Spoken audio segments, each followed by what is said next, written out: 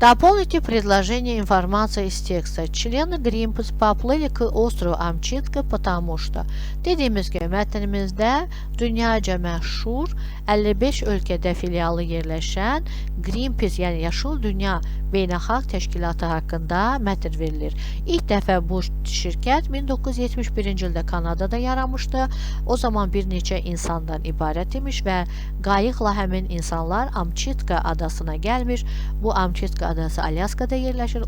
O zaman orada yerin altında nüvə qüvvəsi sınaqları keçirilmiş.